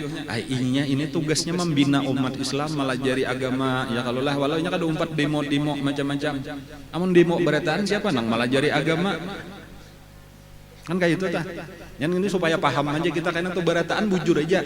Jangan saling menyalahkan juga. Jangan juga ikam ini awal demo macam-macam kada umpat mengaji. Akhirnya sudah bagiannya di situ. Ini supaya paham ini sabaharian gitu mulai zaman Sayyidina Umar lawan Sayyidina Utsman sudah balain. Jadi makanya jaulan bahari kisah Datuk Kalampayan kayak itu. Datuk Kalampayan itu dapat surat daripada Syekh Abdul Samad Palembang. Kita umpat berperang, nah kami lagi berperang melawan orang kafir. Dijawab oleh Datuk Kalampayan, tugas hamba adalah mengajar masyarakat agama Islam. Jaka bahasa kita kayak itu, silahkan aja pian berperang, ulun cuma mendoakan, ulun kada kawa umpat, ulun sibuk, amun ulun tinggalakan kasihan masyarakat nang mengaji, nang perlu menuntut ilmu agama. Jadi kan kakak itu tuh, jadi antara Datuk Kalampayan lawan Syekh Abdul Samad Palembang itu kada ada bahual apa-apa sepakat, cuma sepakat masing-masing menjalani jalan masing-masing nang sudah dimudahkan Allah. Ini perlu tahu kayak itu tah. Ulun ingat bahari itu ada Habib Munzir zaman masih hidup Sidin adalah Habib Munzir itu Sidin berkisah bahwa Sidin toh lawan Habib Rizik itu sudah sepakat model kayak itu. Habib Munzir bagian dakwah kayak itu tah. Habib Rizik itu bagian membasmi maksiat. Cuma orang-orang nang kada tahu nang maulah bahwa itu bubuhan Habib Munzir tuh kakari bamulutan kakari kada umpat demo ini padahal agama Islam sedang diano. Ini bubuhan bawahan Habib Rizik nang kada mengerti. Kayak itu juga pulang nang awar mengaji ini awar mau urusi orang jika kita mempelajari agama itu anak buah Habib Munzir nang kada mengerti. Cuma nang atasan ini akhirnya memberi penjelasan kepada nang di bawah lalu sama-sama menghormati. Tahu kalau kita sudah. Nah sekarang supaya kita tahu juga kedudukan kita ini di mana nawah ini nah. Kita nih umpat nang mengaji aja gawian kita, tugas kita nih kada usah umpat demo. Cuma bukan berarti kita anti lawan itu menyalan, bahkan itu bubuhan kita juga nang kita doakan mudahan perjuangannya berhasil. Karena sama-sama kita nih Islam Ahlus Sunnah wal Jamaah nang tujuan kita memajukan agama. Dan bahkan nang lebih penting lagi kita doakan banyak benar umat Islam nang kada umpat kaduanya. Aur maksiat, aur mencari dunia, aur merabutakan jabatan, mengaji kada umpat turun ke jalan amar ma'ruf kada nahi mungkar kada, mengaji kada hakun jual lagi. Nah ini nang saling banyakan. Nang ini kita doakan juga pulang mudahan dibuka akan Allah hidayah hakun barataan mengaji. Lalu kayaknya dari sinilah majunya agama Islam. Nah lalu tadi nih sebagai penutup Nabi kita mengutus Sayyidina Utsman ibnu Affan. Lalu Sayyidina Utsman ini mendatangi tokoh-tokoh Quraisy tadi lalu menjelaskan bahwa Nabi datang bukan untuk berperang. Bujur-bujur kami ini datang untuk melaksanakan umrah benar saja. Jadi tolong jangan sampai dihalangi. Jangan sampai dihalangi. Walaupun mereka kata kawa menerima lagi masih keberatan gengsi. Amun kita biarkan musuh masuk ke kampung kita kada kawa. Tapi hendak dihalangi katia bertantangan lawan hak asasi.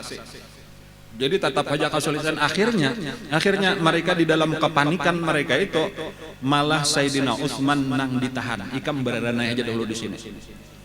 Pertama, jadi itu sudah satu kesalahan pulang. Kesalahan tindakan kafir Quraisy adalah menahan utusan Rasulullah. Jadi kada dibariakannya bulik. Padahal sudah menyampaikan aturannya sudah bulik aja pulang. Cuma ditahan ikam berada aja dulu di sini. Amun ikam hendak tawaf silahkan, hendak berumrah ikam saurangan kami izinkan. Tetapi kada boleh. Jadi disitulah kesalahan pulang nang kedua daripada orang Quraisy, yaitu menahan Sayyidina Utsman.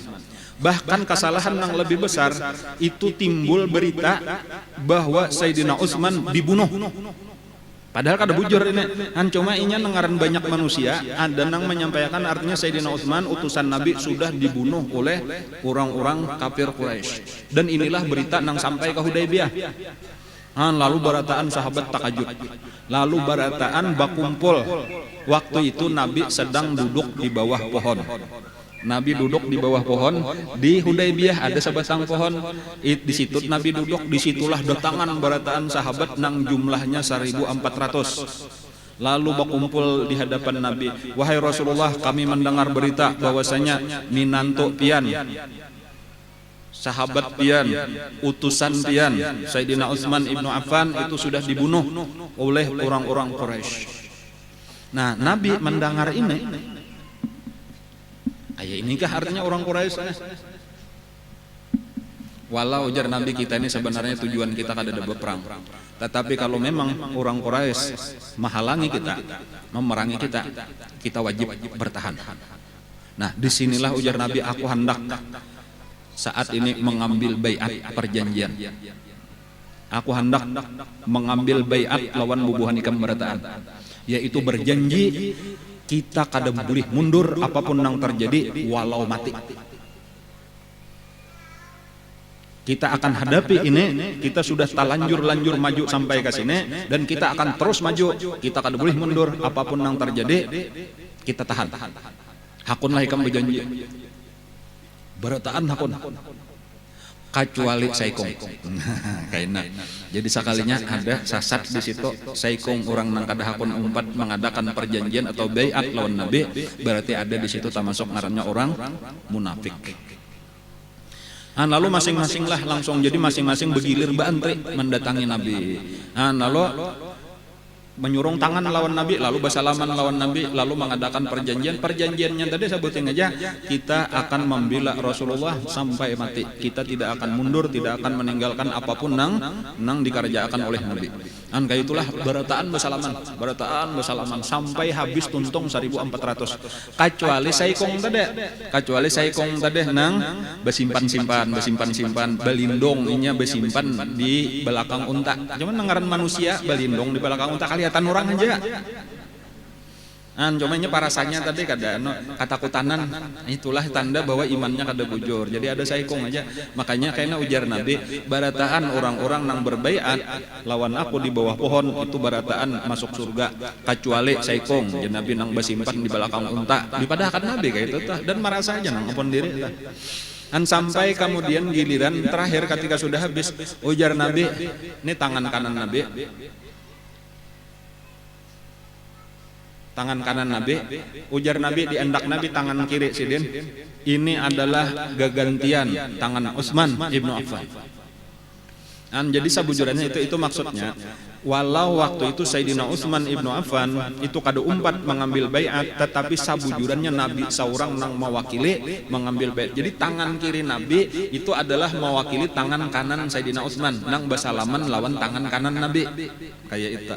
Jadi makanya kayaknya ada orang-orang nang diantaranya kayaknya nang waktu Sayyidina Utsman itu jadi khalifah dan berusaha membunuh Sayyidina Utsman itu bubuhan orang Khawarij.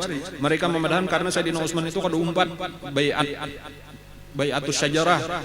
Itu padahal itu kada tahu sahabat barataan itu sepakat, ujar sahabat tangan kiri Nabi tah nang mewakili Sayyidina Utsman itu lebih afdal daripada seluruh tangan kanan kami dikumpulkan.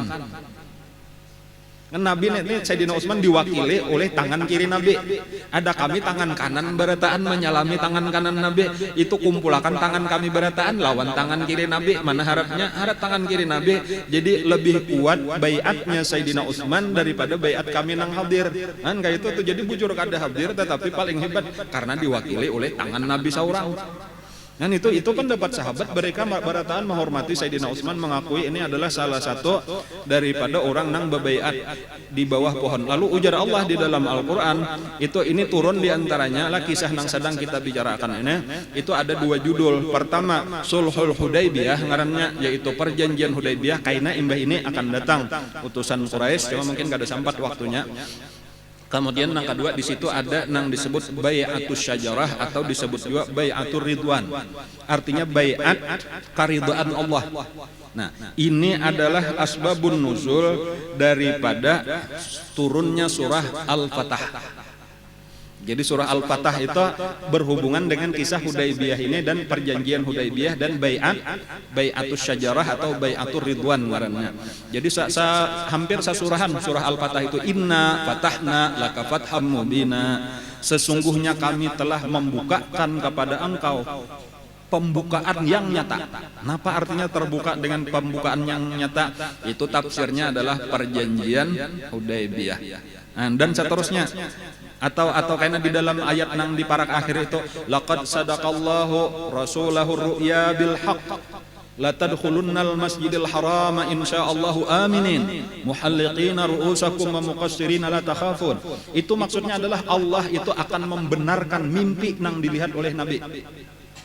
Mimpi nang dilihat oleh Nabi napa, yaitu Nabi tam mimpi tawaf sa'i bacukur, ada nang bagundul, ada nang batatak sedikit, itu laqad sadaqallahu rasulahu ru'ya bil haq la tadkhulunnal masjidil haram, kamu pasti akan masuk ke Masjidil Haram. Nah, dan itu akan terjadi kayaknya. Nah, adapun nang tadi nang masalah di bawah pohon itu ayatnya itu ayat 18 19, laqad radhiyallahu 'anil mu'minin idz yubayyi'unaka tahta asy-syajarah, sungguh Allah telah ridha terhadap orang-orang beriman ketika mereka berbaiat kepada engkau di bawah pohon. Nah, ya ini pohon nang di belakang Masjid Hudaybiyah. Cuma pohonnya kada ada lagi, sudah ditabang ngurang. Siapakah nang mana bang kada tahu juga. Cuma ujar takutan karena orang Islam menyembah pohon itu, ujarnya karena syirik. Fa'alima ma fi qulubihim, Allah tahu napa nang ada di hati orang beriman. Berarti orang beriman cinta lawan Rasulullah.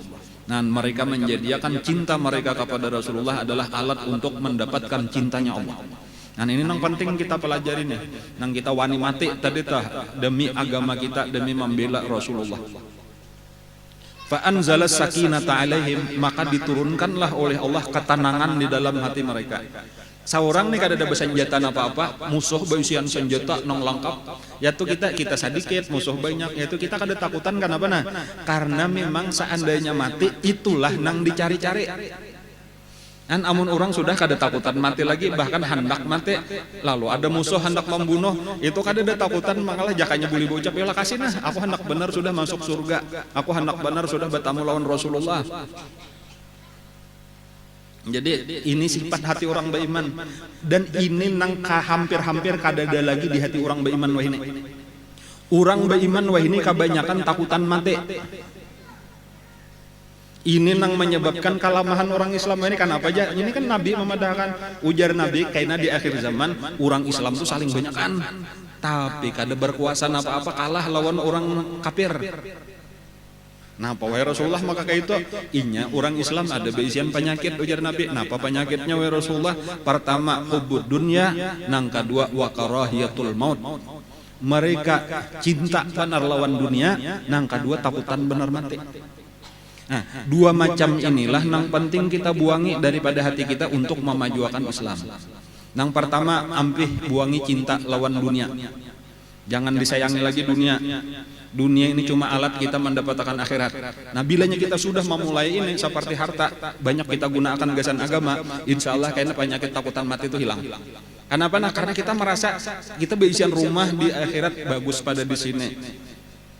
Kebun di akhirat luas pada tanah kita di sini, kendaraan di akhirat baik pada di sini. Amun terus kayak itu tadi tuh, dengan diantaranya tadi kita menggunakan harta kita gasan agama, insya Allah kena merasakan tak. Aku jakanya mati tuh suka benar, apalagi matinya mati syahid, malah dipinta mati syahid.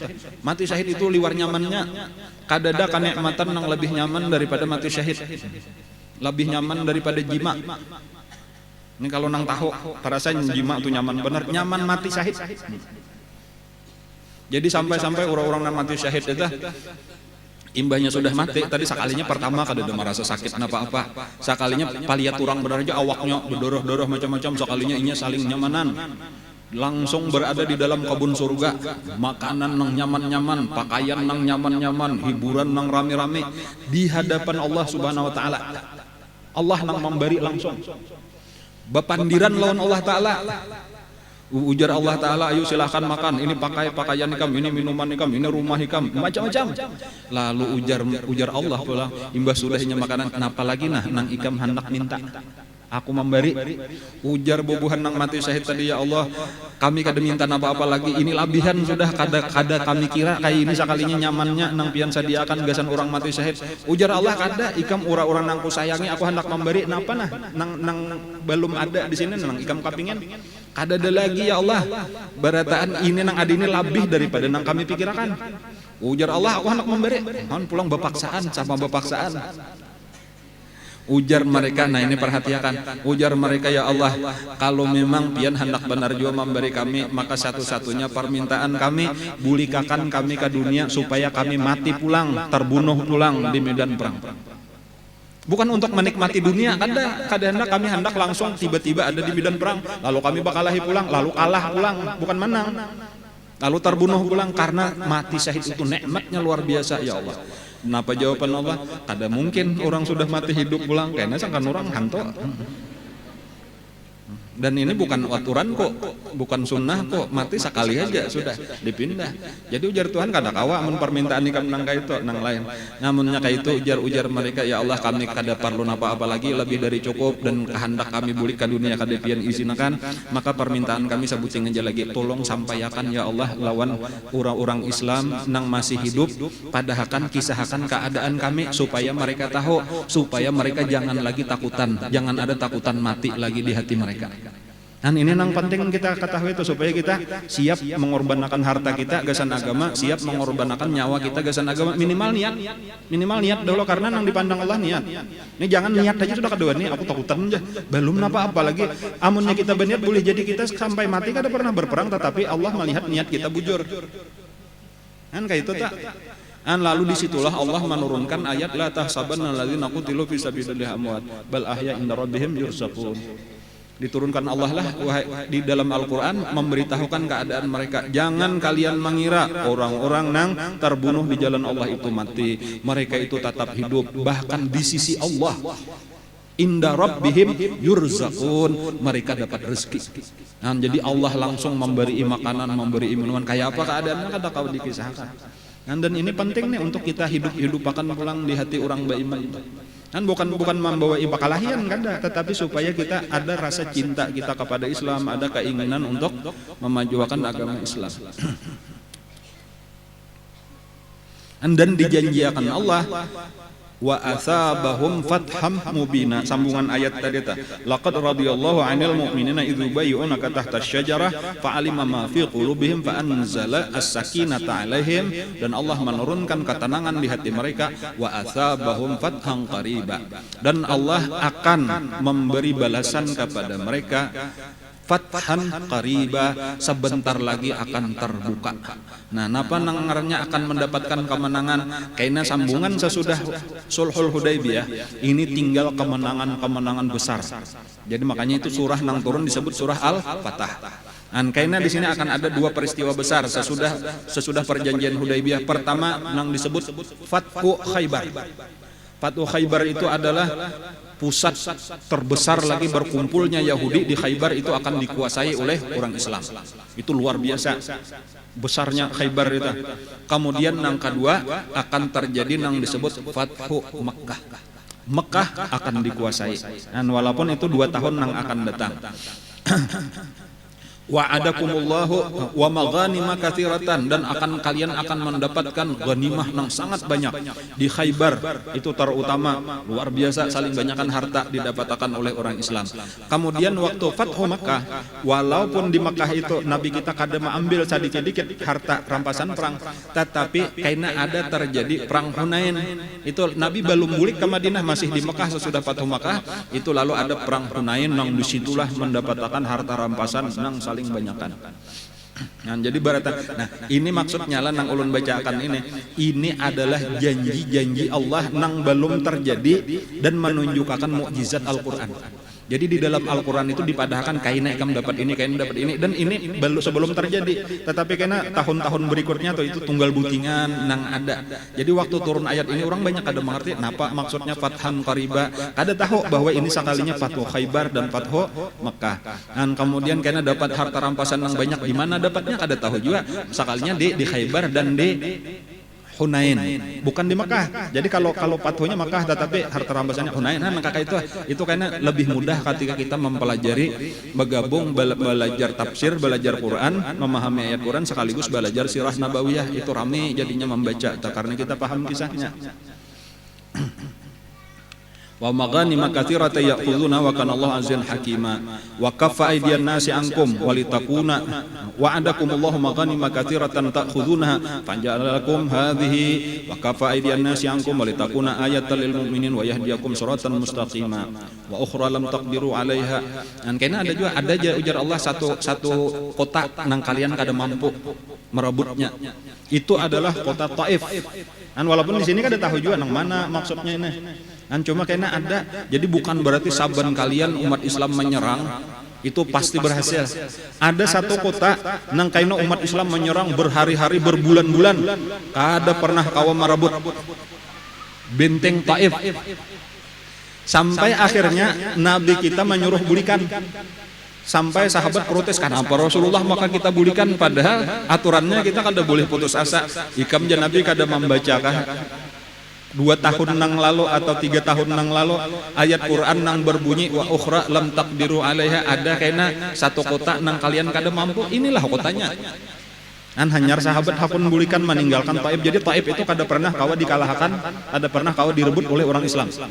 Sesudah Fathu Makkah sekalipun, insyaallah karena ada sampai kisahnya. Tetapi apa hikmahnya? Hikmahnya malah imbas sudah Nabi bulikan kada lawas datang sabaratan orang Taif ke Madinah masuk Islam. Jadi kadang-kadang ada itu, jadi itu keajaiban kekuasaan Allah tuh kita hendak menyerang kadu mau kawa dilawannya terus. Sekali kita sudah bulik, Allah nang memberikan hidayah ke dalam hati mereka. Jadi maksudnya jangan kita sarik langsung bulih, jadi ada hikmah daripada segala peristiwa.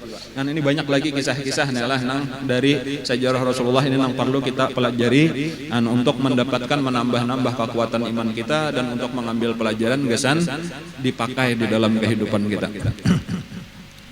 Mudah-mudahan kita diberikan Allah Ta'ala ilmu yang bermanfaat, dan mudah-mudahan kita ditolong oleh Allah untuk mengamalkan ilmu ini dengan ikhlas, dengan istiqamah sampai kita mati dalam keadaan husnul khatimah. Ala hadiniyat wa ala kulli niyatin shalih wa hadratin nabi al-fatihah.